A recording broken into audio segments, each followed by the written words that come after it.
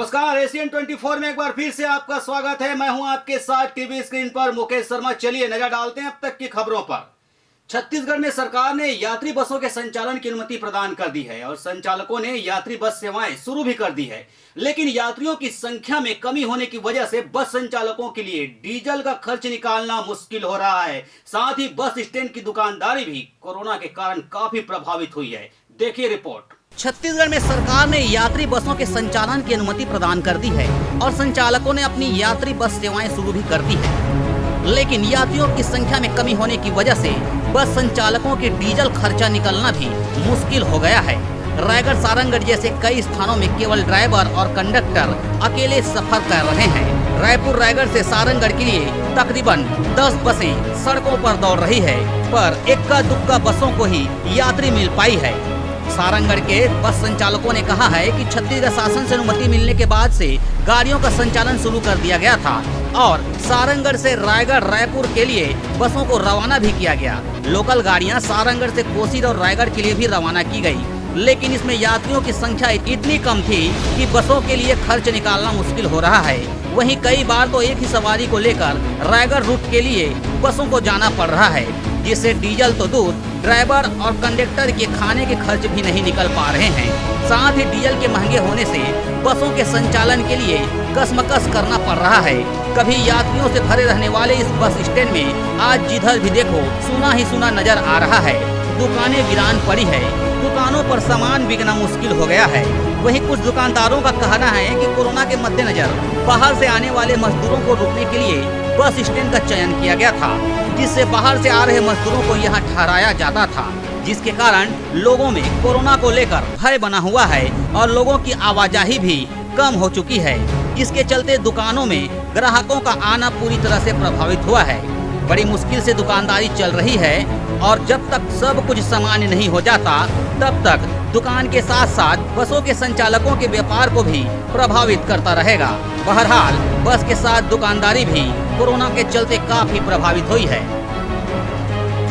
कल तो हम लोग 4 घंटा में एक सवारी नहीं था, यहीं हाल्टिंग था, यहीं कल हाल्टिंग की है। हम लोग 11:30 से रायगढ़ ले आए हैं 2 सीट लेके, और आज सवेरे मैं गया हूँ। सवेरे से मतलब यहीं खड़ा था 6 बजे से और 9 बजे तक 1 सीट लेके गया हूँ रायगढ़। मतलब जो बस का टाइम टेबल था वो पूरी तरह से टाइम टेबल हम ही लोगों का टाइम था ना, लेकिन सवेरे से हम ही लोगों का टाइम। तो पहले टाइम चलता था कि हाँ, तो निकलना है कि 7 बजे निकलना है। हाँ, तो सवारी अगर दो कहाँ सवारी निकल रहा है, 2 सीट 1 सीट। तो ऐसे में क्या आप लोग का डीजल का भी पैसा निकल पा डीजल का भैया अभी तो कितना उधर 24 36 अभी 9-10 दिन हो गया ना, 9-10 दिन, तो उसमें विश्वास नहीं करेंगे। अभी तक हम लोग को एक खाली मालिक भत्ता जो दे रहा है ना हम लोग को वही है, बाकी एक पैसा नहीं आ रहा है। 300 400 100 200 रुपया बस ऐसी, जैसे 100 मतलब एक ही ठो सवारी को लेके जाओ, एक ही ठो सवारी लेके आओ, 2 ठो सवारी 3 ठो 4, अब तो 4-5 गो है। क्या कारण मानते हैं कि अभी सवारी नहीं आ पा रहा है? अब क्या कारण है, अब तो दुनिया में बोल रहे हैं कि सब कोरोना कारण चल रहा है, उसी डर से नहीं पा रहा है। उसके डर से कहाँ से आएंगे बताइए ना। एक तो यहाँ और दहशत टाइप का है, और यहाँ से आप निकल जाओगे रायगढ़ के लिए ना, तो उसमें एक भी सवारी नहीं है। नहीं तो चला ही नहीं रहे हैं। डीजल का रेट बढ़ा है, किराया बढ़ाने का आश्वासन दिए हुए हैं, लेकिन किराया बढ़ नहीं रहा है। और कोरोना काल के चक्कर में पैसेंजर भी नहीं है। जो 1-2 गाड़ी चल रही है, 2 सीट 4 सीट लेके आ रही है, वो भी मालिक अपने घर से डीजल डला रहे हैं, स्टाफ को खाने के लिए दे रहे हैं। दिन भर खड़ी रहती है तो 2 सीट मिल रहे हैं, गाड़ी चलने की स्थिति में नहीं है। और जब तक ट्रेन नहीं चलेगी, 12 अगस्त से ट्रेन चालू होगा, उसके बाद से ही सवारियां मिलेगी। सामने में रक्षाबंधन है, त्यौहार है, लेकिन उसमें भी कुछ नहीं दिख रहा है कि कुछ चला पाएंगे। सारंगढ़ में कितने बस को अनुमति मिली चलने के लिए अभी? वैसे तो अनुमति की मैंने कोई एक फिक्स नहीं है कि इतना आप गाड़ी चलाएंगे। गवर्नमेंट ने बोला 10% की गाड़ी चलनी है, लेकिन 10% में भी कोई गाड़ी है, मैंने बिलासपुर से कोई गाड़ी आ नहीं रही है, रायगढ़ सारंगढ़ गाड़ी चल रही है। और 10% में तो एक गाड़ी चलने कम नहीं है, तो 10% गाड़ी चला कौन पाएगा? घर से कौन डीजल डलवा पाएगा?